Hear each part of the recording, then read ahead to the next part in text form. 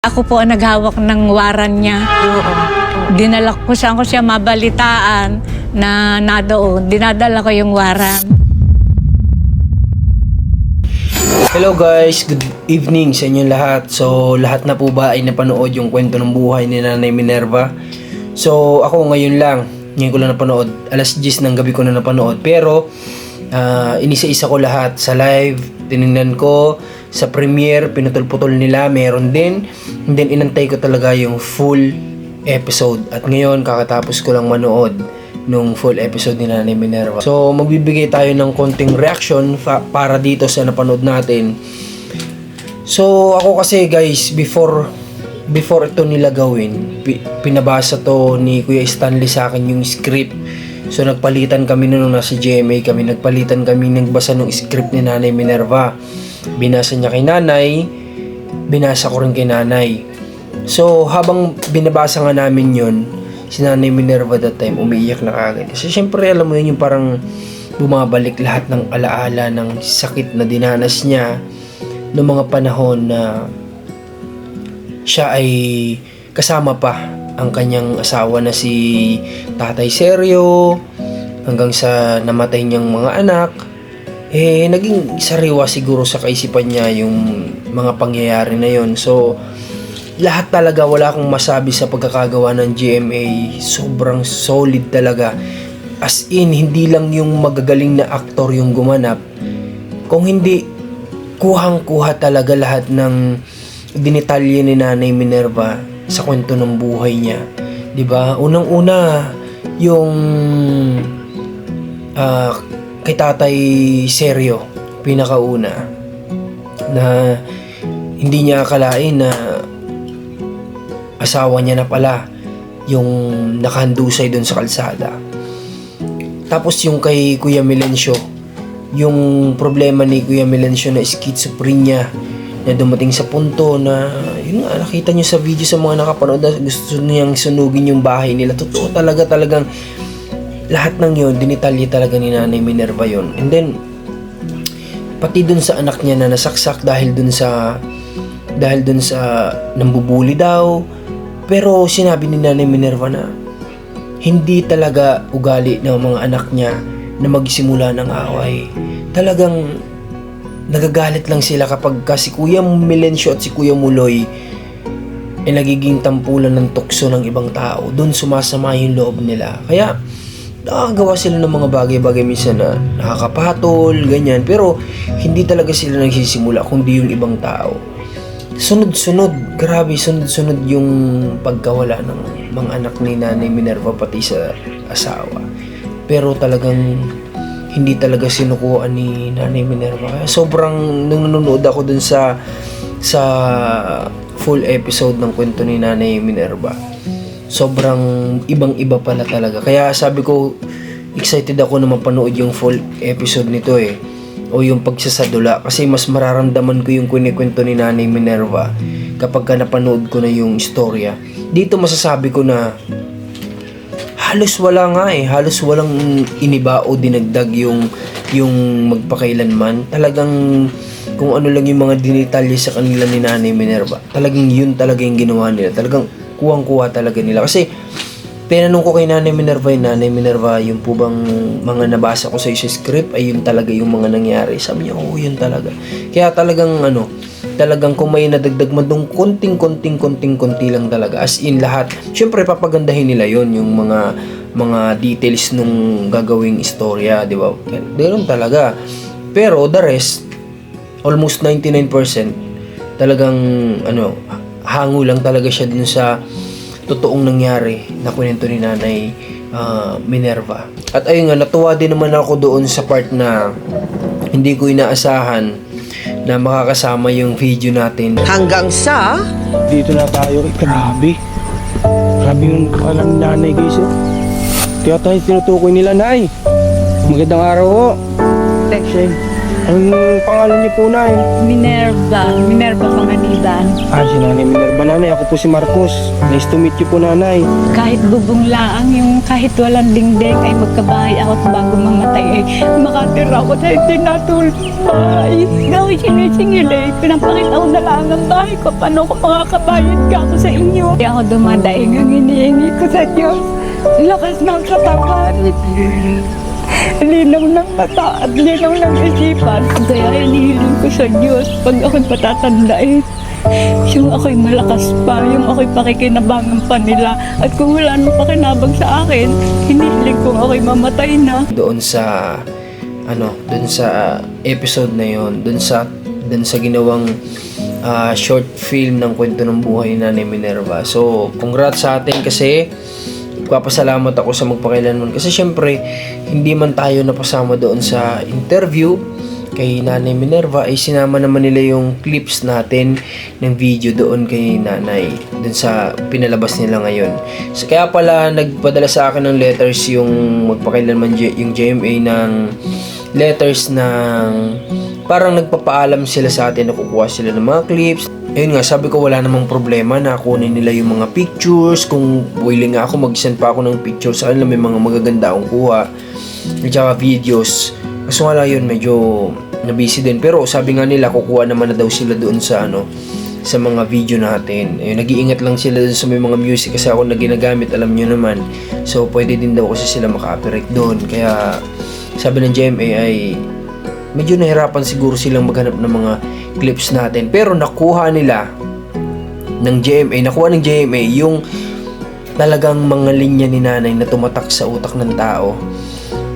Example, yung number 1, yung sinabi niyang gusto niyang maranasan ang magkaroon man lang ng isang tahanan na hindi tumutulo o hindi siya nababasa bago siya mamatay.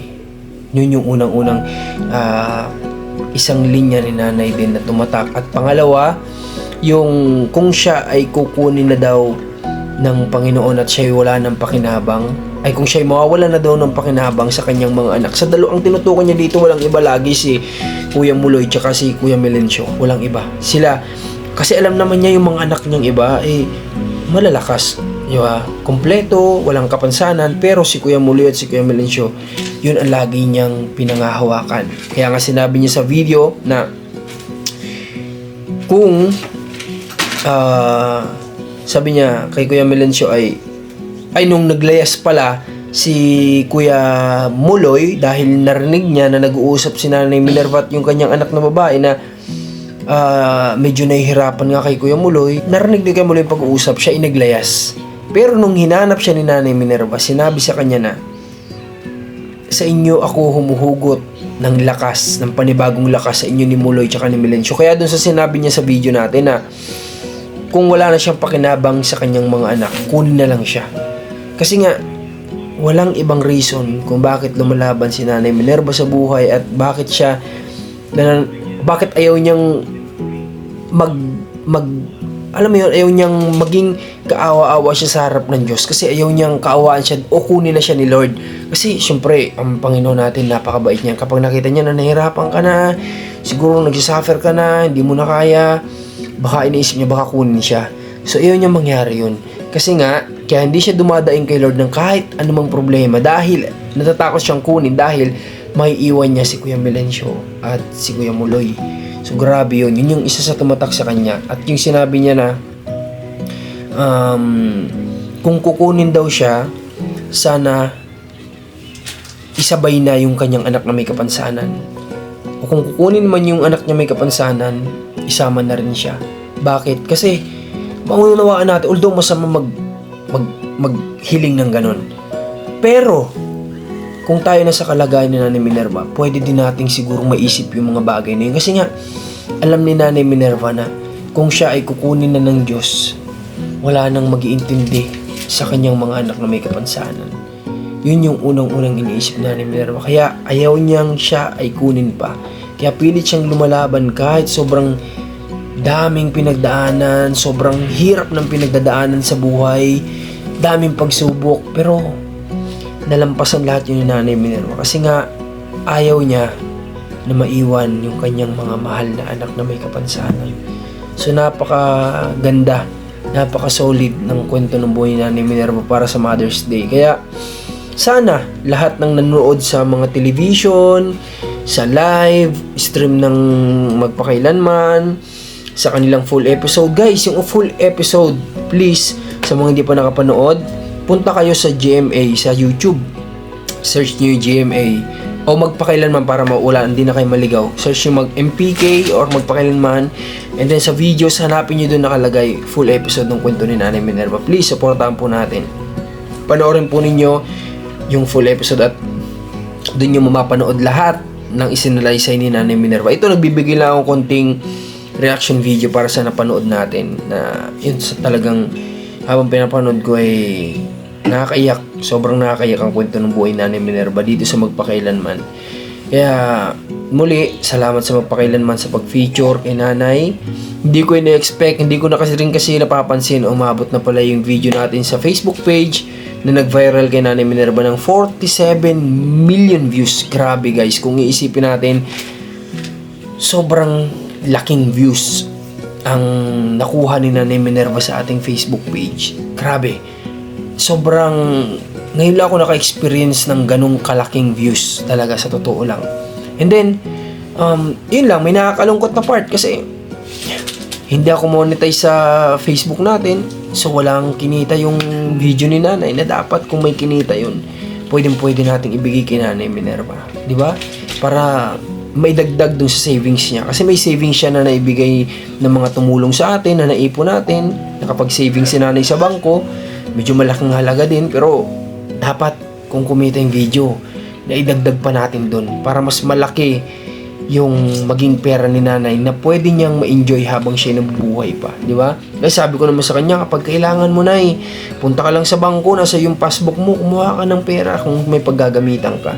Yun lang naman, yun naman yung sabi natin sa kanya. So, hindi ko din expect na pati yung umiyak ako din sa video, isinama pala na Magpakailanman yun. Kasi that time talaga, alam niyo naman, kakawala lang ng nanay ko. Then, bago mawala yung nanay ko is pinangakuan namin siya, napapagawa namin siya ng bahay, kahit simpleng tahanan, dahil yun yung pangarap niya.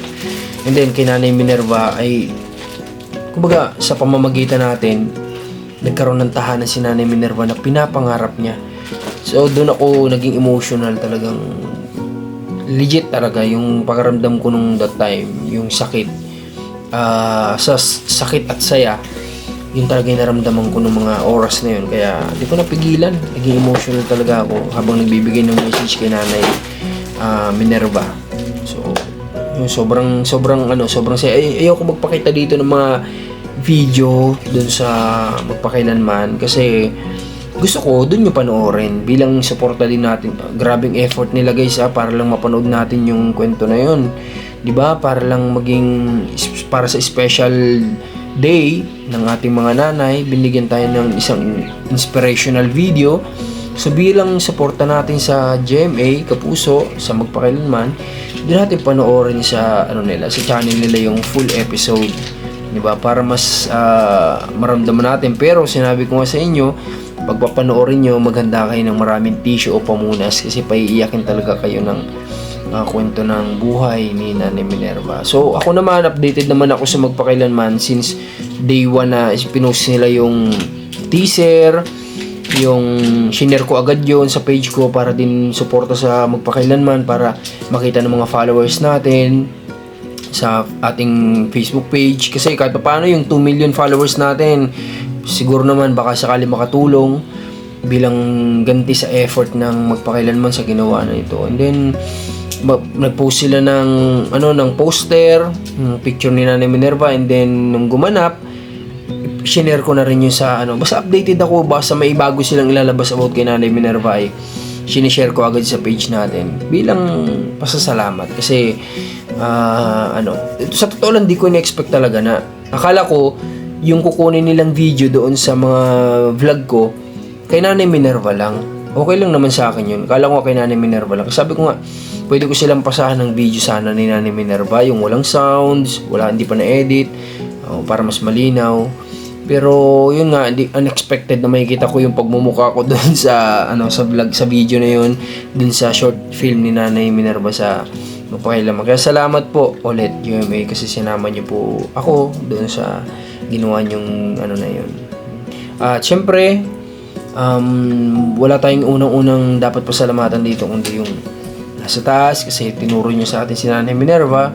At dahil sa platform natin, nag-viral, mga may busilak na puso nating kababayan, paabot ng tulong, naipon natin, naibilin natin siya ng bahay, kompletong gamit, nabigyan ng savings, dahil sa inyong lahat yon. Sa mga pagmahal nating kapwa Pilipino na talagang ang puso, iba talagang puso ng Pinoy, sabi ko nga. Yun yung ano. And then, mayroon pa akong gustong ibigay na reaction video dun sa ginawa nilang short film ni Nanay Minerva sa Minerva Story.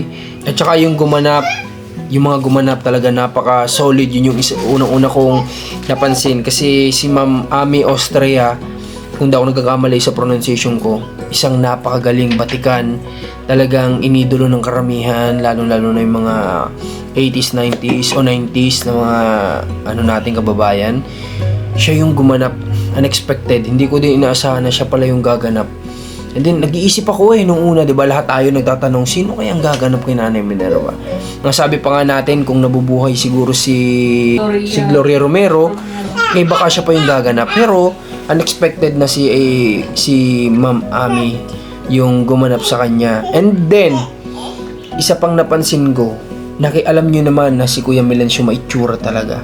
Si Kuya Muloy, ganun din naman. Talagang si Kuya Muloy sa ngayon lang kasi is nasa sitwasyon na hindi pa nakakapag-ayos ng kanyang sarili. Pero yung gumanap, guys, grabe, ang gagwapo talaga. Talagang gagandang lalaki at ang gagaling umakting sa iyakan, lahat. Napaka-solid talaga. Basta guys, ayun, wala akong ibang masabi kundi one word lang, solid.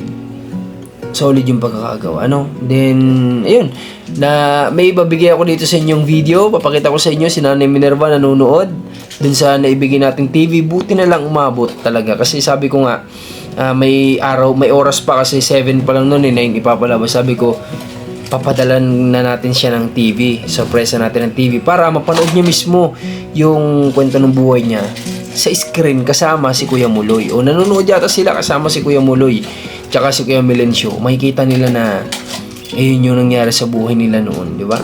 Sigurado, 100% ito guys. Hindi ako nanguhula o anuman sa pagkakakilala ko kay Nanay Minerva. For sure. Habang pinapanood niya kaninang alas 8 yung kwento ng buhay niya sa magpakailanman ay umiiyak yun. Yun pa nga lang binasa sa kanya yung script, umiiyak na. Yung pa kayang mapanood niya mismo yung talambuhay niya doon sa magpakailanman. Kaya sigurado ako, sabi ko, umiiyak yun ngayon. Kasi ang saya lang sana kung nandoon tayo sa Pilipinas ngayon. Nandito pa kasi tayo sa Taiwan Pero kung nasa Pilipinas tayo, kahit alas 8 siguro, baka naglaan kami ng oras para makasama si Nanay Minerva. O baka si Nanay Minerva yung isinama ko sa bahay para sama-sama kaming panoorin yung kwento ng buhay niya. Ganun sana yung ginawa ko. Yung sana yung plano ko kung hindi nagkataon na nandito kami. Baka kinuha ko si Kuya Muloy, si Kuya Melencio, si Nanay Minerva. Sa bahay namin pinanood yun ng sama-sama. Ganda sana. Sarap sa pakiramdam na kasama mo yung tao na ginawa nila ng kwento, di ba? So, yun. Sana wish ko kay Nanay Minerva. Bibigyan naman ako ng message sa kanya. Magbibigyan ako ng reaction video. Nakang reaction dun sa video. So, ang wish ko naman kay Nanay Minerva sana magkaroon siya ng magandang kalusugan unang-una kasi alam kong lumalaban si Nanay Minerva para sa mga anak niya may sakit. So, siya sana yung unang-unang bigyan din ng malakas pa na pangangatawan ng Panginoon kasi si Lord lang ang nakakaalam ng lahat, di ba? So, sana bigyan siya ng mahaba pang buhay. At sana bigyan siya ng marami pang blessings habang siya nabubuhay pa. Dahil sa dami ng pagsubok niyang pinagdaanan, deserve din ni Nanay Minerva na makaranas sa kabila ng lahat ng sakit ay konting kasiyahan naman sana. Makaranas naman sana siya. At message ko pa sa kanya, sana wag siyang magbago. Wag siyang magbago na sa pagiging mabuting tao, mabuting nanay especially. At sana marami pa ding opportunity ang dumating kay Nanay Minerva na magawa niya pa yung mga bagay na gusto niya pang mangyari sa buhay niya. Like, unang-una, nung pinasyal natin siya sa Tagaytay, yun yung isang gustong-gusto niya mangyari. Yung maipasyal man lang yung sarili niya kasi hindi niya na-enjoy nung siya'y dalaga. So, nagawa naman natin, pero may isa pa siyang kahilingan na hindi pa natin nagagawa. Gustong-gusto niya makarating kasi din ng Baguio. Kasi isa daw yun sa destination na talagang pinangarap niya nung mga panahon na siya ay dalaga kasi hindi niya kayang gawin dahil sa kakulangan sa pera. Tapos sana ay tulungan tayo ni Lord na mapagaling sa pamamagitan ng nasa taas si Kuya Muloy, si Kuya Melencio. Kasi yan na lang yung hiling ni Nanay. Wala siyang ibang hiling kada kaarawan niyan dumarating. Kung hindi sana gumaling ni mga anak niya. Wala siyang ibang hiling. Sana gamitin tayo ni Lord bilang kasangkapan para gumaling pa po si Kuya Muloy at si Kuya Melencio. So pag uwi ko ng Pilipinas, ito yung mission natin sa kanya. Mag-focus tayo din na madala natin sa pagamutan si Kuya Muloy para siya ay gumaling pa. Maniniwala akong gagaling pa siya. Kung di man sa paglakad, at least yung pag-iisip ni Kuya Muloy maging maayos. Pero wala imposible. Sana kung gagaling lang din, full package na. Pag-iisip, pati makalakad ulit si Kuya Muloy. Then si Kuya Melencio, nakakalakad naman, kompleto naman ng wala namang problema, kundi isa lang, yung kanyang schizophrenia. Sana gumaling din. Sana gamitin tayo ni Lord. Yun lang naman. At yun, muli, salamat sa lahat ng nanood, ng magpakailanman. And then, ulitin ko, sa lahat ng hindi pa nakakapanood, panoorin nyo na po ang full episode ng Nanay Minerva's story sa GMA, sa YouTube channel. Hanapin nyo na lang po yan. At sana, huwag nyo kalimutan mag-iwan doon ng comment kung ano yung naramdaman nyo bilang suporta din sa magpakailanman. At huwag nyo kalimutan mag-like at i-share na rin ninyo para mas malaking tulong para complete package na. Muli po, maraming salamat. Ito lang yung maiksi kong reaction at message para kay Nanay Minerva. Nanay Minerva ay para ka na po naming magulang, kaya mahal ka po namin at mag-ingat ka palagi. Yun lang po, maraming salamat. God bless po sa lahat. Hindi ko iniintindi yung may mga pamilya kasi may pamilya sila, may mag-iintindi sa kanila. Ay, yun ay wala, yung dalawa.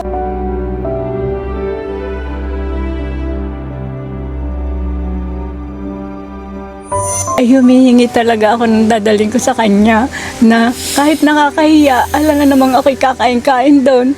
Eh siya, papaano? Inay, walang iwanan. Sabing ganyan. Sabi ko, oo naman. Yung marahil ang dahilan kung bakit pare-pareho kaming buhay pa. 2, 3,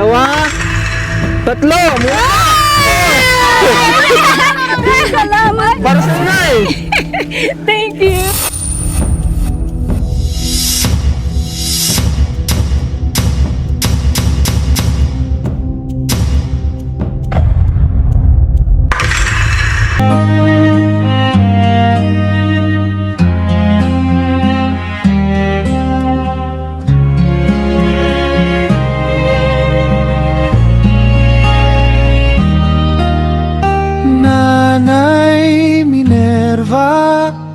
Nanay Minerva, ginintuan ang iyong puso, huwaran kang ina. Lahat ay iyong gagawin, anumang hirap ay titisin. Para sa iyong anak ay wala kang hindi kakayanin.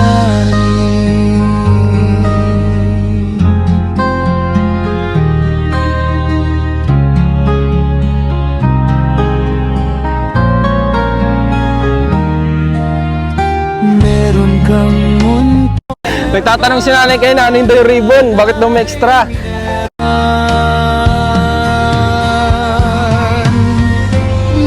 Extra. Nagtatanong si nanay kay nanin daw yung ribbon, bakit daw may extra? Oh, nay, ito yung gunting, nay. Gupitin mo ito, nay, tapos ito yung susi ng bahay mo. Ha? Kanina, ano yung sabi mo? Anong pangarap mo na bahay? Gawa saan? Kawayan. Saktong-sakto pala yung binigay natin kasi pangarap daw niya gawa sa kawayan, pero walang kawayan. Kaya ito na, may kawayan na. O ngayon, gupitin mo na eh. Nahawakan ko.